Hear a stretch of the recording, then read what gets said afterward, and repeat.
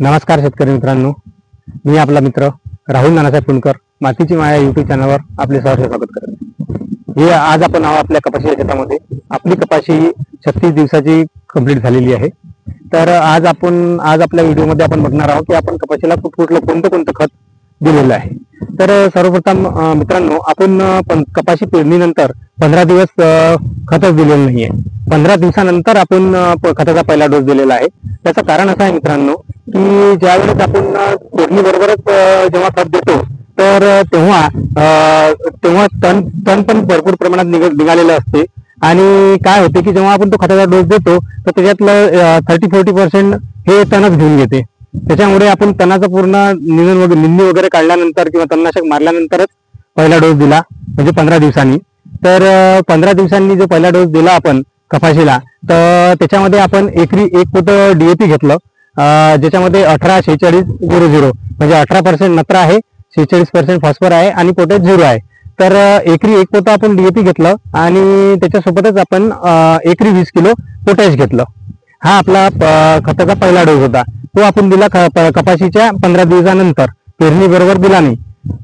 त्याच्यामुळे काय झालं मित्रांनो की आपली जी कपाशी आहे ती पेरणीसोबत खत न दिल्यामुळे आपली काही वाढ न होता आपल्या कपाशीने छत्रीसारख्या अशा फळफांद्या जास्त प्रमाणात काढलेल्या आहेत। ते आपण आता बघू शकतो की आता ही आपली कपाशी आहे,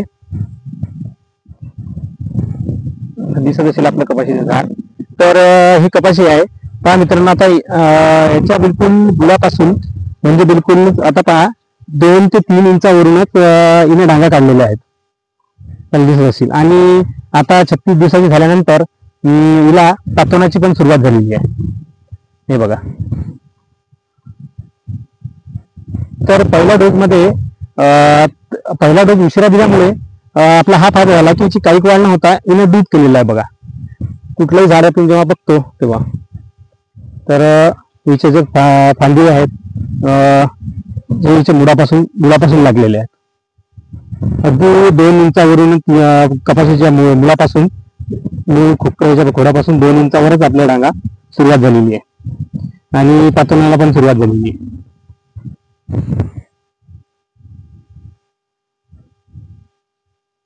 आणि दुसरा डोस जो आहे कपाशीचा, त्याच्यानंतर आपण 15 दिवसांनी पहिला डोस दिला DAP आणि पोटॅशचा, एकरी 1 पोत DAP आणि 20 किलो पोटॅश।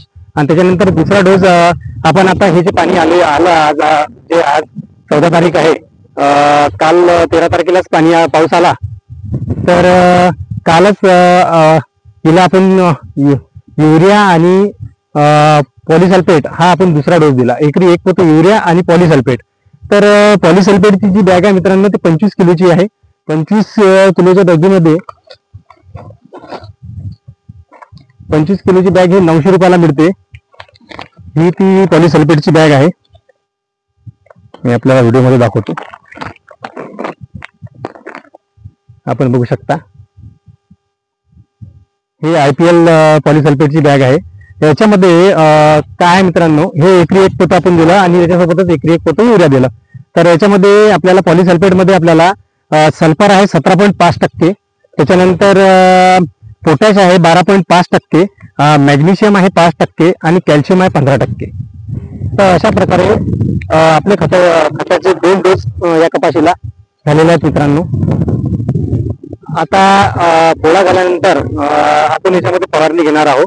तर पोळा झाल्यानंतर जी फवारणी आपण घेऊ त्याचा पण व्हिडिओ बनवू आणि असे या कपाशीचे संपूर्ण व्हिडिओ आपण स्टेप बाय स्टेप बनवणार आहोत, जेणेकरून जे काही आपण खताचं नियोजन केलं, त्याच्यानंतर फवारणीचं नियोजन केलं, तर त्या नियोजनामुळे आपल्याला कशी कपाशी आली, त्यानंतर बोंड कसे लागले, बोंडाची साईज कशी झाली, हे आपल्याला शेवटपर्यंत आपल्याला बघता येईल।